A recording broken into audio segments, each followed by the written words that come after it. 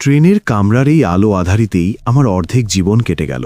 আমি জানি প্রতিটা বার্থের ওপরের হলদে আলোটা শুধু বই পড়ার জন্যই নয়, ওটা রাতের অন্ধকারে যাত্রীদের ভরসাও দেয়। কিন্তু আমি এমন এক রাতের সাক্ষী যখন সেই ভরসার আলোগুলোই একে একে নিভে গিয়েছিল। আর শেষ আলোটা নেভার পর কামরাটা ভরে গিয়েছিল এমন এক অন্ধকারে যেখানে শুধু মানুষের দীর্ঘশ্বাস ছাড়া আর কিছুই ছিল না। আমার নাম রঘুনাথ দে, ভারতীয় রেলের একজন সামান্য কোচ অ্যাটেন্ডেন্ট। লোকে আমাদের বয় বা বেয়ারা বলেও ডাকে। গত ৩০টা বছর ধরে আমার জীবনটা কেটেছে চলন্ত ট্রেনের দুলুনিতে, যাত্রীদের কোলাহলে আর হুইসেলের শব্দে। আমার ঘরবাড়ি বলতে এই চলমান লোহার বাক্সগুলোই। কত স্টেশন এলো, কত স্টেশন গেল, কত মানুষ উঠল, কত মানুষ নামল, কিন্তু সেদিনের মতো ভয়ঙ্কর যাত্রা আমি আমার জীবনে আর করিনি। ঘটনাটা গত শীতের। আমার ডিউটি পড়েছিল উদয়পুর যোধপুর স্লিপার এক্সপ্রেসের S7 কোচে। রাজস্থানের রুক্ষ মরুভূমির মধ্যে দিয়ে রাতের বেলা ছুটে চলা ট্রেন। দিনের বেলায় মরুভূমিটা দেখতে যতটাই সুন্দর, রাতের বেলা ঠিক ততটাই ভয়ঙ্কর। দিগন্ত বিস্তৃত বালি, কাঁটা ঝোপ আর মাঝে মাঝে কয়েকটা ভুতুড়ে দেখতে খেজড়ি গাছ ছাড়া আর কিছুই চোখে পড়ে না। ট্রেনটা উদয়পুর থেকে ছেড়েছিল রাত 10টায়। আমার কোচটা ছিল প্রায় ভর্তি, বেশিরভাগই ট্যুরিস্ট, বাঙালি, গুজরাটি, বিদেশি, সবাই যে যার মতো নিজেদের বার্থে গুছিয়ে বসেছে। আমি সবার বেডিং ঠিকঠাক করে দিয়ে জলের বোতল দিয়ে আমার অ্যাটেন্ডেন্ট সিটে এসে বসলাম। ট্রেনটা তখন বেশ ভালোই গতি নিয়েছে।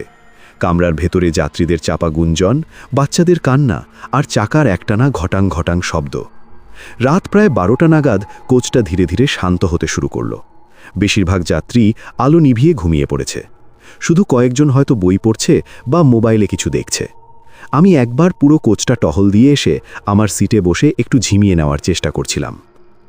গণ্ডগোলটা শুরু হলো রাত প্রায় 1টা নাগাদ। আমি তখন আধো ঘুমে আচ্ছন্ন। হঠাৎ করেই কোচের একেবারে শেষ প্রান্ত থেকে একটা মৃদু খট শব্দ আমার কানে এলো, যেন কোনো একটা বাল্ব বা টিউবলাইটের ফিউজ উড়ে গেল। আমি উঠে দাঁড়ালাম। দেখলাম কোচের একেবারে শেষের যে কেবিনটা, অর্থাৎ 72 নম্বর বার্থের ওপরের আলোটা নিভে গেছে। আমি ভাবলাম হয়তো কোনো যান্ত্রিক ত্রুটি, পুরনো কোচ হতেই পারে। আমি আমার টুলবক্সটা নিয়ে সেদিকে এগিয়ে গেলাম। আমি যখন কেবিনটার কাছে পৌঁছলাম তখন আমার গাটা কেমন যেন ছমছম করে উঠল। কেবিনটার ভেতরটা ছিল অস্বাভাবিক রকমের ঠান্ডা আর নিস্তব্ধ। বার্থগুলোতে যারা শুয়েছিলেন তারা সবাই গভীর ঘুমে আচ্ছন্ন। তাদের নড়াচড়ার কোনো শব্দও নেই। আমি একবার পুরো কোচটা টহল দিয়ে এসে আমার সিটে বসে একটু ঝিমিয়ে নেওয়ার চেষ্টা করছিলাম। এবার তার পাশের কেবিনের, অর্থাৎ 65 নম্বর বার্থের ওপরের আলোটাও খট করে একটা শব্দ করে নিভে গেল। এবার আমার বুকের ভেতরটা ধরাস করে উঠল। পরপর দুটো আলো নিভে গেল। আমি সেদিকে এগিয়ে যেতেই তার পাশের কেবিনের আলোটাও নিভে গেল। খট খট খট। আমি দেখলাম একটা অদ্ভুত অদৃশ্য ঢেউয়ের মতো কোচের শেষ প্রান্ত থেকে এক এক করে প্রতিটা কেবিনের আলো নিভে আসছে। আর আলো নেভার সাথে সাথে সেই জায়গাটা বরফের মতো ঠান্ডা হয়ে যাচ্ছে। যাত্রীরা যারা এতক্ষণ জেগেছিল তারাও যেন কেমন নেতিয়ে পড়ছে। তাদের হাত থেকে বই বা মোবাইল খসে পড়ে যাচ্ছে, আর তারা গভীর ঘুমে ঢলে পড়ছে। আমার সারা শরীর ভয়ে কাঁটা দিয়ে উঠছিল। আমি বুঝতে পারছিলাম এটা কোনো যান্ত্রিক ত্রুটি নয়, এটা অন্য কিছু, ভয়ঙ্কর কিছু। আমি দৌড়ে আমার সিটের দিকে গেলাম। আমার ঠিক পাশেই ছিল গার্ড আর টিটিইর সাথে যোগাযোগ করার জন্য ইন্টারকম ফোনটা। আমি কাঁপা কাঁপা হাতে রিসিভারটা তুলে গার্ডের নম্বরে ডায়াল করলাম, কিন্তু ফোনে কোনো লাইন ছিল না। শুধু একটা গভীর একটানা গোঙানির মতো শব্দ আসছিল। আমি যখন মরিয়া হয়ে বারবার চেষ্টা করছি তখন আমার নিজের বার্থের উপরের আলোটাও খট করে নিভে গেল। আর সাথে সাথেই আমার পুরো শরীরটা যেন অবশ হয়ে এলো। আমার হাত থেকে রিসিভারটা পড়ে গেল। আমার মাথাটা ভারী হয়ে এলো, চোখ দুটো ঘুমে জড়িয়ে আসছিল।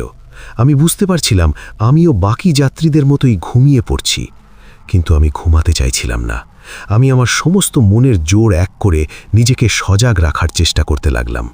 আমার চোখের পাতাগুলো ভারী হয়ে আসছিল। আমি দেখলাম আলো নেভার সেই অদৃশ্য ঢেউটা এখন কোচের প্রথম দিকের কেবিনগুলোর দিকে এগিয়ে চলেছে। আমার মনে হলো আমি যেন একটা চলমান কবরের মধ্যে আটকা পড়ে গেছি।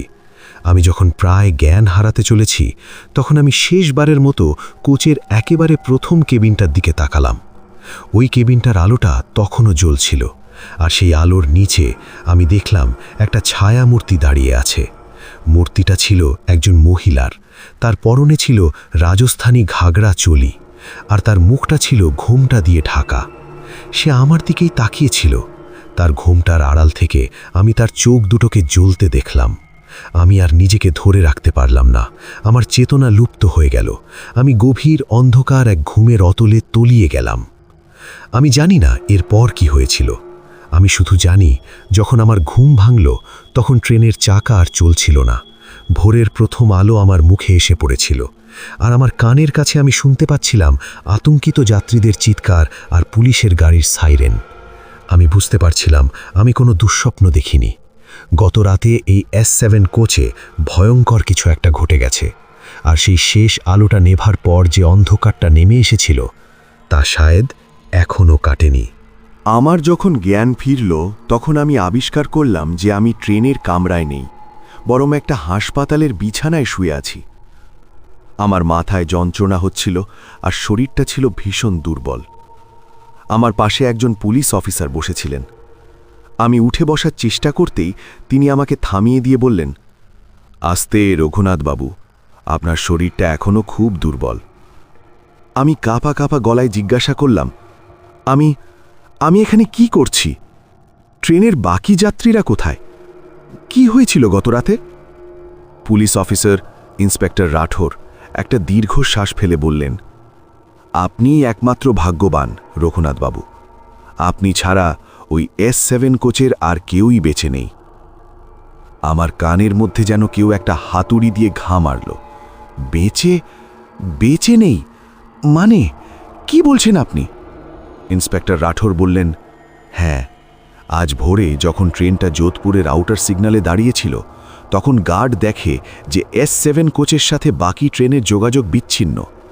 সে গিয়ে দেখে কোচের সব দরজা জানলা ভেতর থেকে বন্ধ। অনেক ডাকাডাকি করেও কোনো সাড়া না পেয়ে সে পুলিশে খবর দেয়। দরজা ভেঙে ভেতরে ঢুকে দেখা যায় ইন্সপেক্টরের গলাটা ভারী হয়ে এলো। কোচের সমস্ত যাত্রী, মোট ৭২ জন, তাদের নিজেদের বার্থেই মৃত অবস্থায় পড়ে আছে, আর আপনি একারই অ্যাটেন্ডেন্ট সিটে অজ্ঞান অবস্থায় ছিলেন। আমার মাথা ঘুরছিল। ৭২ জন, সবাই মারা গেছে, কিন্তু কিভাবে? আমি বললাম, কিন্তু কিভাবে? আমি তো কিছুই বুঝতে পারছি না। আমি শুধু দেখেছিলাম এক এক করে কোচের সব আলো নিভে যাচ্ছিল, আর তারপর আমি ঘুমিয়ে পড়েছিলাম। ইন্সপেক্টর রাঠোর আমার দিকে তীক্ষ্ণ দৃষ্টিতে তাকালেন, বললেন, আলো নিভে যাচ্ছিল? আপনি আর কি দেখেছিলেন? আমি তাকে সবটা খুলে বললাম। সেই খটখট শব্দ, সেই বরফ শীতল ঠান্ডা, আর সবশেষে সেই ঘোমটা পড়া মহিলার ছায়ামূর্তি। আমার কথা শুনে ইন্সপেক্টরের মুখে কোনো ভাবান্তর হলো না। মনে হলো তিনি আমার কথা বিশ্বাস করছেন না। তিনি বললেন, দেখুন রঘুনাথ বাবু, ডাক্তাররা বলছেন সমস্ত যাত্রীর মৃত্যু হয়েছে হাইপক্সিয়া বা অক্সিজেনের অভাবে। মনে হচ্ছে কোচের ভেন্টিলেশন সিস্টেমটা কোনোভাবে ফেল করেছিল, আর তার ফলেই এই দুর্ঘটনা। অসম্ভব! আমি প্রায় চিৎকার করে উঠলাম। আমি নিজে ট্রেন ছাড়ার আগে ভেন্টিলেশন চেক করেছিলাম, সব কিছু ঠিক ছিল, আর ভেন্টিলেশন ফেল করলে আমিও তো মারা যেতাম। ইন্সপেক্টর রাঠোর বললেন, সেটাই তো রহস্য। ফরেনসিক টিম কোচটা পরীক্ষা করছে। আশা করি আমরা খুব তাড়াতাড়ি আসল কারণটা জানতে পারব। সেই দিন বিকেলে আমাকে হাসপাতাল থেকে ছেড়ে দেওয়া হলো। রেল কর্তৃপক্ষ আমাকে সাময়িকভাবে সাসপেন্ড করেছে। তদন্ত শেষ না হওয়া পর্যন্ত আমি কাজে যোগ দিতে পারব না। আমি যোধপুরের একটা সস্তা হোটেলে এসে উঠলাম।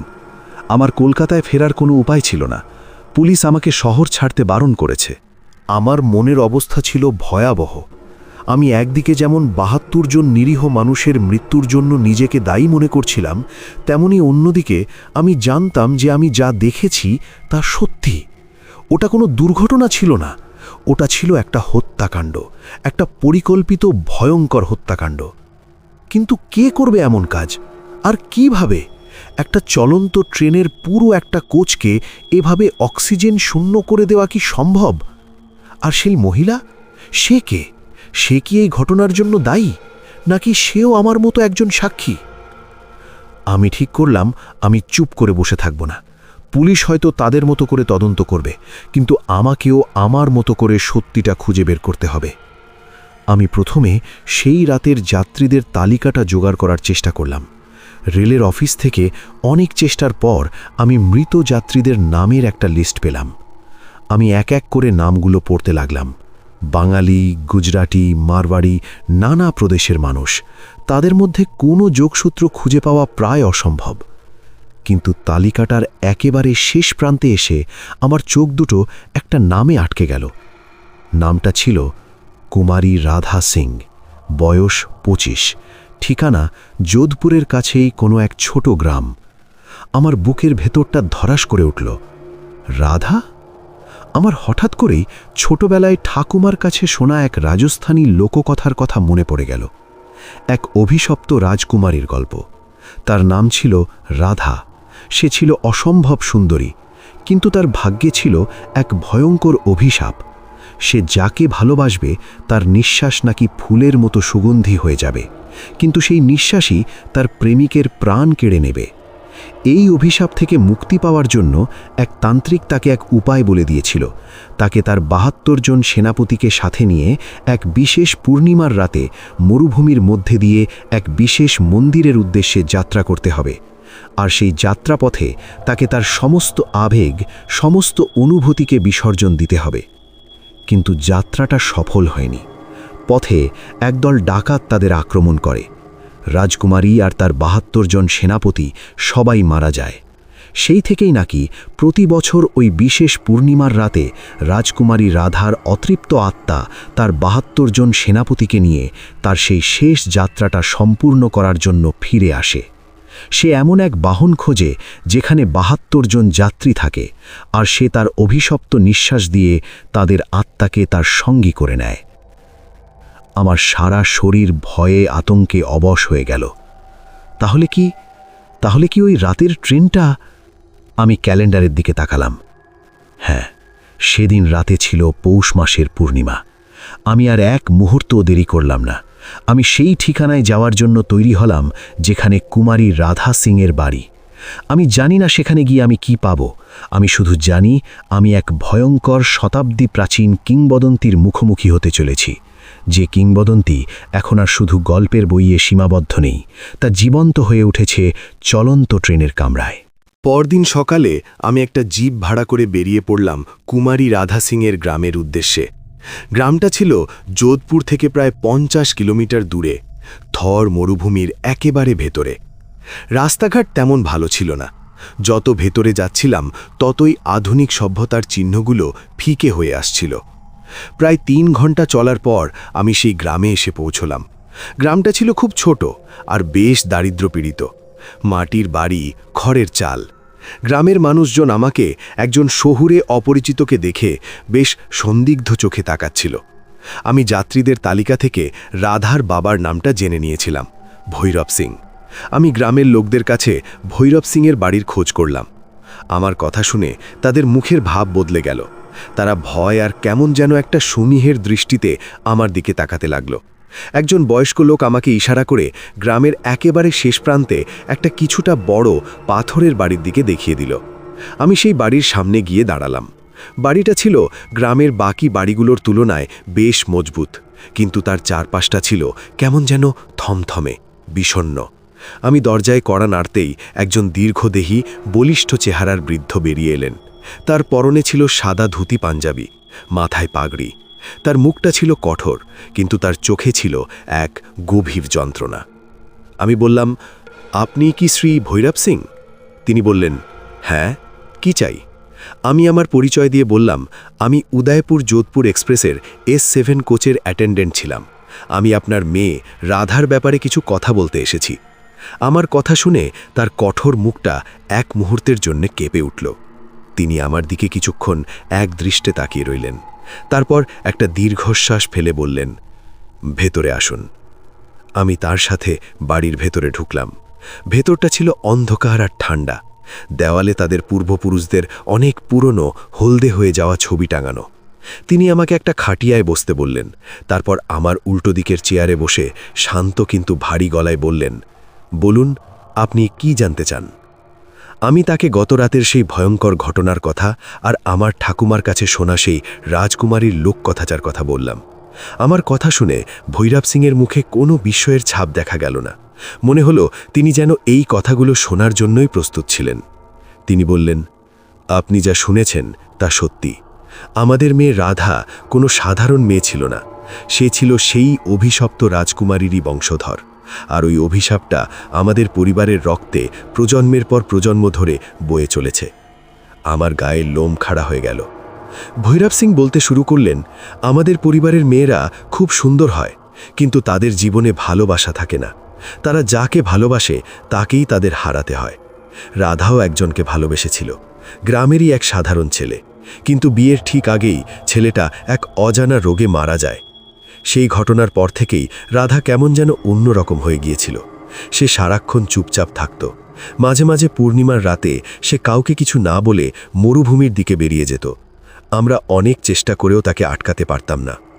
ট্রেনের ওই ঘটনার কিছুদিন আগে ভৈরব সিংয়ের কলাটা ধরে এলো। একজন সাধু বাবা আমাদের গ্রামে এসেছিলেন। তিনি রাধাকে দেখে বলেছিলেন যে এই অভিশাপ থেকে মুক্তি পাওয়ার একটা উপায় আছে। তাকে তার পূর্বপুরুষের সেই অসমাপ্ত যাত্রাটা সম্পূর্ণ করতে হবে। তাকে ৭২ জন সঙ্গী নিয়ে সেই বিশেষ পূর্ণিমার রাতে মরুভূমির মাঝখানে থাকা মুক্তেশ্বরী মন্দিরে যেতে হবে। সেখানে গিয়ে মায়ের পায়ে নিজের সমস্ত অহংকার, সমস্ত আবেগ বিসর্জন দিতে পারলেই এই অভিশাপ চিরদিনের জন্য শেষ হয়ে যাবে। রাধা সেই সাধু বাবার কথা বিশ্বাস করেছিল। সে ঠিক করেছিল সে এই যাত্রাটা করবে। সে ওই ট্রেনের টিকিটটাও সেই কারণেই কেটেছিল। সে হয়তো ভেবেছিল ওই ট্রেনের ৭২ জন যাত্রীই হবে তার সঙ্গী। আমি স্তব্ধ হয়ে তার কথা শুনছিলাম। তাহলে রাধা কোনো খুনি ছিল না, সে ছিল একজন ভিকটিম। সে শুধু মুক্তি চেয়েছিল। আমি বললাম, কিন্তু তাহলে ওই যাত্রীটা মারা গেল কেন? রাধা তো তাদের মুক্তি দিতে চেয়েছিল, মারতে তো চায়নি। ভৈরব সিং বললেন, আমি জানি না বাবু, আমি কিছুই জানি না। হয়তো অভিশাপটা এতই শক্তিশালী যে রাধার নিয়ন্ত্রণের বাইরে চলে গিয়েছিল। অথবা তিনি কথাটা শেষ করলেন না। আমি বললাম, অথবা কি? ভৈরব সিং আমার দিকে তাকিয়ে ফিসফিস করে বললেন, অথবা সেই সাধু বাবা হয়তো কোনো সাধারণ সাধু ছিলেন না। আমার বুকের ভেতরটা কেঁপে উঠল। মানে, তিনি যখন আমাদের গ্রামে এসেছিলেন তখন তার সাথে আরও একজন লোক ছিল, একজন বিদেশি। সে সারাক্ষণ সাধু বাবার সাথে সাথেই থাকত, আর তার চোখে মুখে ছিল এক অদ্ভুত লোভ। সে বারবার রাধার দিকে তাকাচ্ছিল আর আমাদের এই পুরনো বাড়িটার দিকে তাকাচ্ছিল। আমার কেন জানি না মনে হয় তারা রাধার মুক্তি চায়নি, তারা অন্য কিছু খুঁজছিল, এমন কিছু যা হয়তো এই অভিশাপের চেয়েও অনেক বেশি প্রাচীন এবং শক্তিশালী। আমি আর কিছু বলার আগেই ঘরের ভেতর থেকে একটা তীব্র কাশির শব্দ শোনা গেল। ভৈরব সিং চমকে উঠে সেদিকে তাকালেন। আমি দেখলাম ঘরের একটা অন্ধকার কোণা থেকে, একটা পর্দার আড়াল থেকে একজন অতি বৃদ্ধা, প্রায় শয্যাশায়ী মহিলা বেরিয়ে আসছেন, তার হাতে একটা লাঠি। ভৈরব সিং উঠে দাঁড়িয়ে বললেন, মা, তুমি এখানে কেন? তোমার না শরীর খারাপ? বৃদ্ধাবি তার ছেলের কথার কোনো উত্তর দিলেন না। তিনি সোজা আমার সামনে এসে দাঁড়ালেন। তার চোখ দুটো ছিল ছানি পড়া, কিন্তু তার দৃষ্টিটা ছিল অসম্ভব তীক্ষ্ণ। তিনি আমার দিকে তার কাপা কাপা আঙুলটা বাড়িয়ে দিয়ে একটা ভাঙা, ছেঁচি করা গলায় বললেন, তুমি তো সে যার জন্য আমরা এতদিন ধরে অপেক্ষা করছিলাম। আমি অবাক হয়ে বললাম, আমি? মানে? বৃদ্ধাটি রাধার ঠাকুমা আমার দিকে তাকিয়ে একটা রহস্যময় হাসলেন। বললেন, তুমিই পারবে ওই শয়তান তান্ত্রিক আর তার বিদেশি সঙ্গীকে আটকাতে। তুমিই পারবে রাধার আসল উদ্দেশ্যটা সফল করতে। আমি কিছুই বুঝতে পারছিলাম না।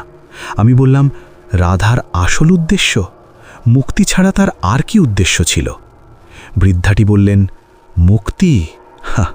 রাধা শুধু নিজের মুক্তি চায়নি, সে চেয়েছিল ওই মন্দিরের গভীরে লুকিয়ে থাকা সেই ভয়ঙ্কর শক্তিটাকে রক্ষা করতে, যে শক্তিটাকে ওই তান্ত্রিক জাগিয়ে তোলার চেষ্টা করছে। আমার মাথা ঘুরছিল। মন্দির, ভয়ঙ্কর শক্তি, তান্ত্রিক।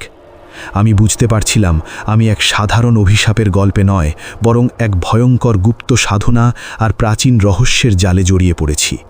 আর রাধার ঠাকুমার কথা শুনে মনে হচ্ছিল এই খেলার পরবর্তী চালটা আমাকেই চালতে হবে, কিন্তু কিভাবে তা আমার জানা ছিল না। রাধার ঠাকুমা অর্থাৎ দেবিকা দেবীর সেই রহস্যময় কথাগুলো আমার মনে এক নতুন ঝড় তুলেছিল। রাধা শুধু নিজের মুক্তি চায়নি, সে কোনো এক ভয়ঙ্কর শক্তিকে রক্ষা করতে চেয়েছিল, আর সেই কাজের জন্য তারা আমার জন্যই অপেক্ষা করছিল। আমার মতো একজন সাধারণ কোচ অ্যাটেন্ডেন্টকে দিয়ে তারা কি করাতে চায়?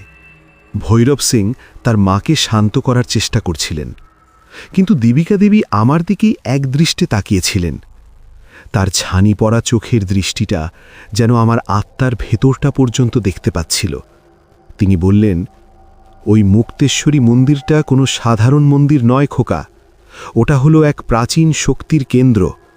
বহু যুগ আগে আমাদের পূর্বপুরুষরা এক ভয়ঙ্কর অশুভ সত্তাকে ওই মন্দিরের নিচে বন্দী করে রেখেছিলেন।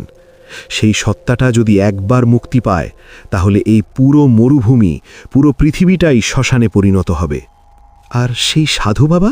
আমি জিজ্ঞাসা করলাম।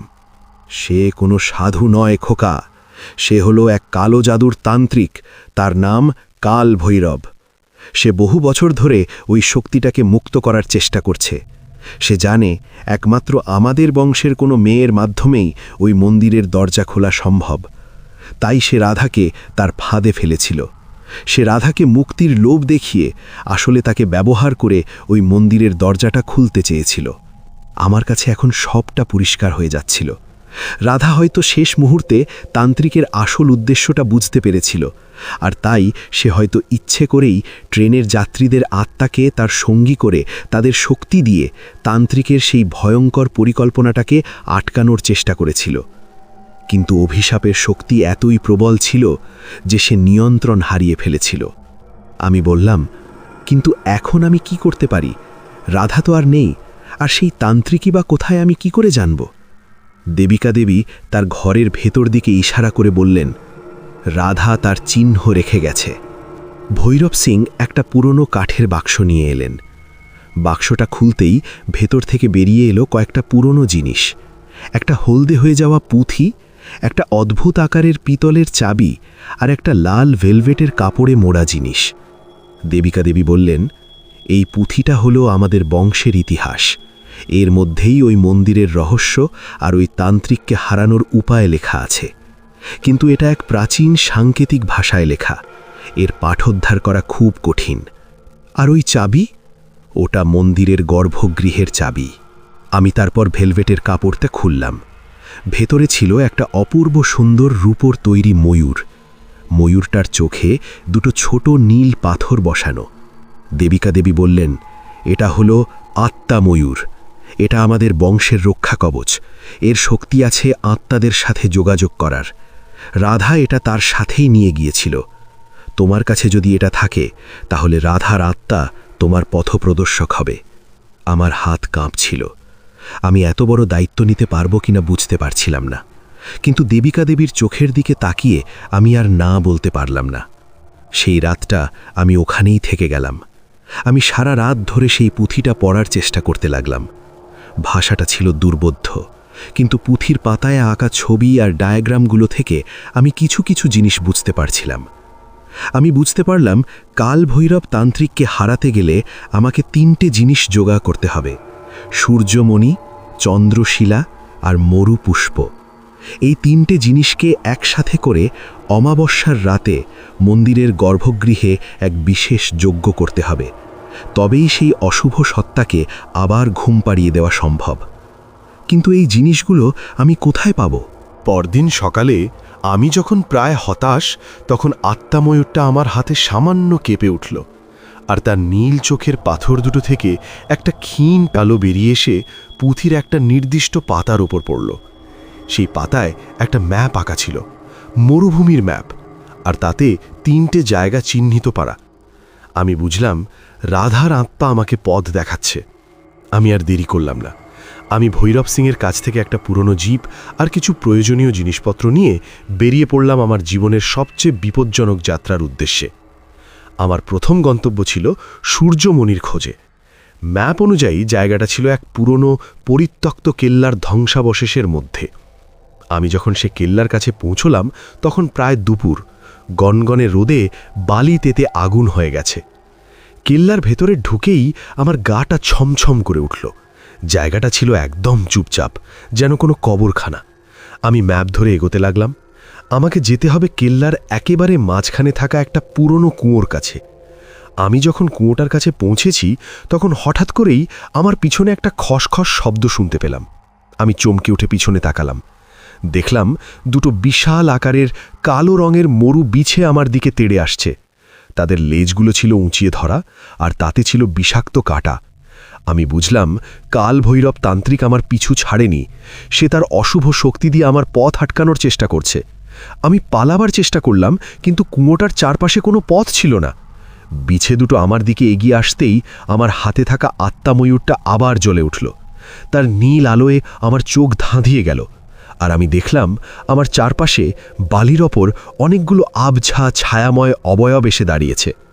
তারা ছিল সেই ট্রেনের ৭২ জন যাত্রীর আত্মা। তাদের নেতৃত্বে ছিল রাধা, তার ঘোমটা পরা ছায়াময় মূর্তি। তারা এসে আমার আর সেই বিছে দুটোর মাঝখানে একটা অদৃশ্য দেওয়াল তৈরি করে দিল। বিছে দুটো সেই দেওয়ালে ধাক্কা খেয়ে যন্ত্রণায় চিৎকার করতে করতে ছাই হয়ে গেল। আমি হাঁপ ছেড়ে বাঁচলাম।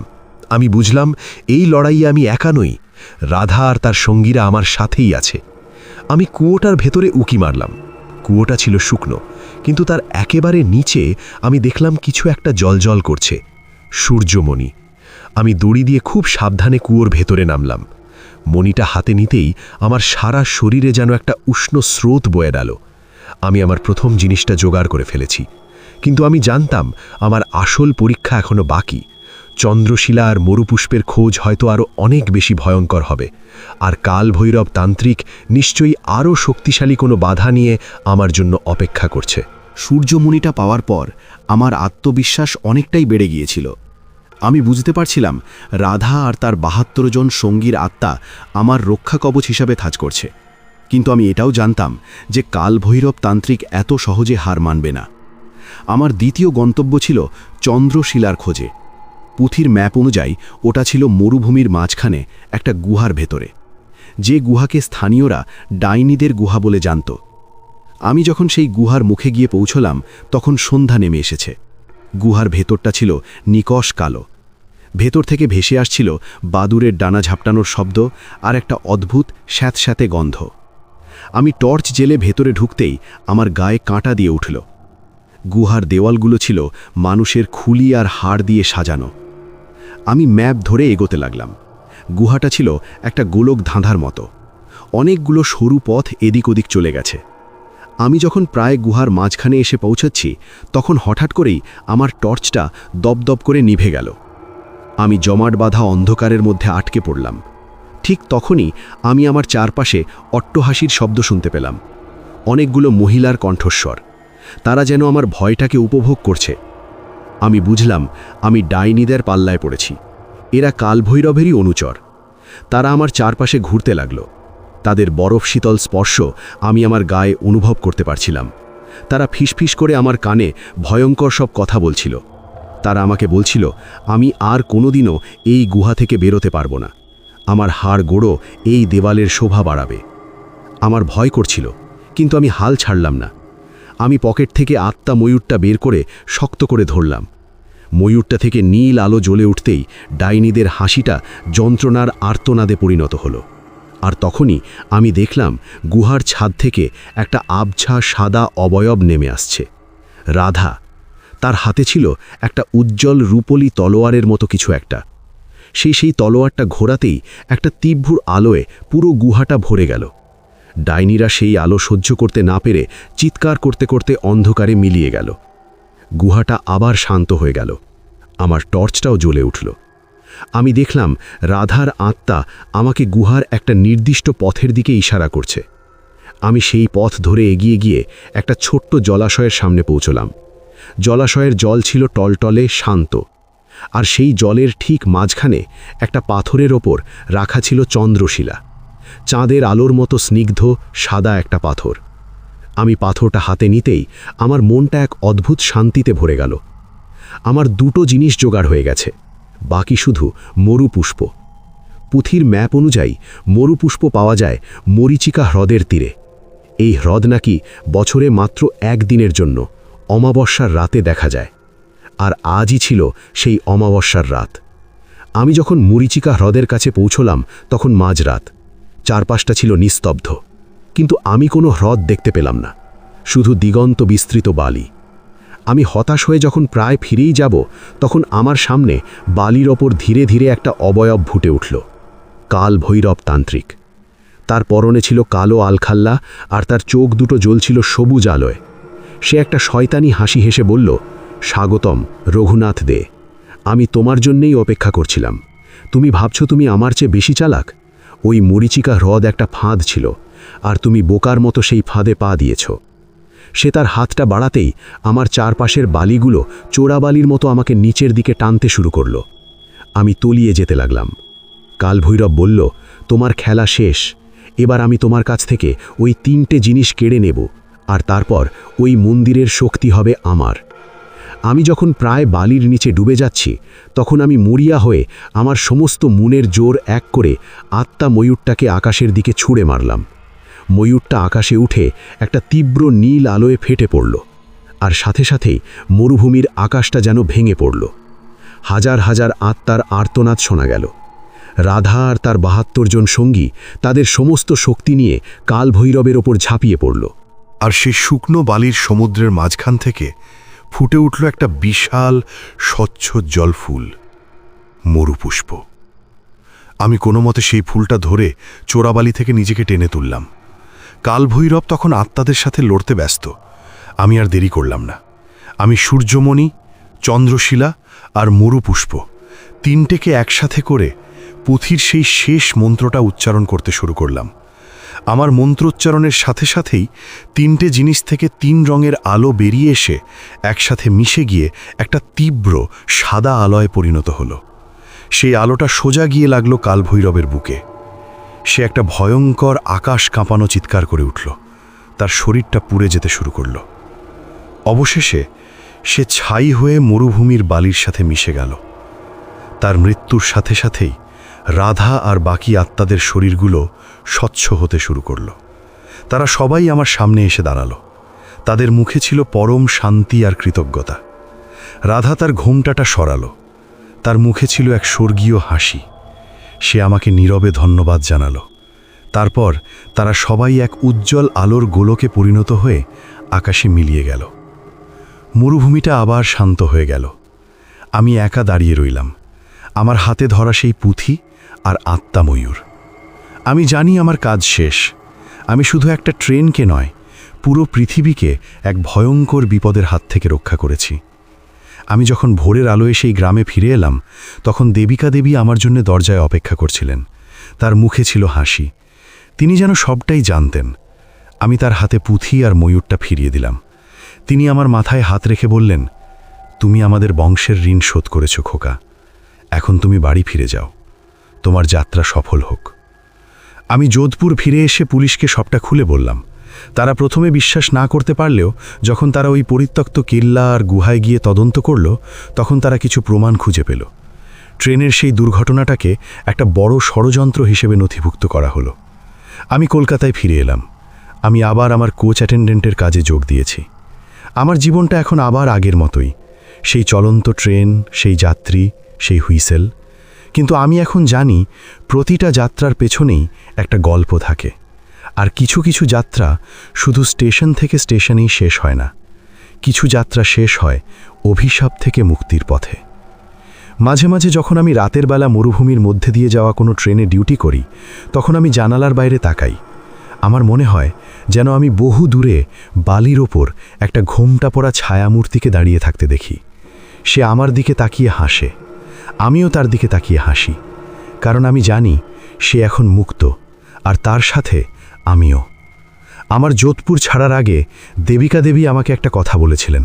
তিনি বলেছিলেন, রাধা তোমাকে বেছে নিয়েছিল কারণ তোমার মনটা আয়নার মতো স্বচ্ছ। তুমি অন্যের কষ্টটা নিজের করে নিতে পারো। এই শক্তিটা হারিও না খোকা। আমি তার কথাটা আজও ভুলতে পারিনি। এখনও যখন কোনো যাত্রীকে দেখি গভীর ঘুমে আচ্ছন্ন তখন আর মনে ভয় হয় না। আমি জানি প্রতিটা ঘুমের পেছনেই একটা স্বপ্ন থাকে, আর প্রতিটা যাত্রার শেষে থাকে একটা গন্তব্য। আমার জীবনটাও একটা লম্বা যাত্রা। আমি জানি না আমার শেষ স্টেশন কোনটা, কিন্তু আমি একটা জিনিস জানি, আমার যাত্রাপথে আমি আর একা নই। আমার সাথে আছে ৭২ জন বন্ধুর নীরব আশীর্বাদ আর এক রাজকুমারীর ম্লান হাসি। তারা হয়তো অন্য জগতে চলে গেছে, কিন্তু তাদের একটা অংশ আমার সাথেই রয়ে গেছে, আমার স্মৃতির কোচে, আমার হৃদয়ের বার্থে। আর তাই যখন রাতের ট্রেনটা মরুভূমির বুক চিরে ছুটে চলে আর আমি কামরার শেষ আলোটা নিভিয়ে দিই, তখন আর আমার ভয় করে না, কারণ আমি জানি এই অন্ধকারের পরেও আরেকটা নতুন সকাল আসবে, নতুন একটা যাত্রা শুরু হবে।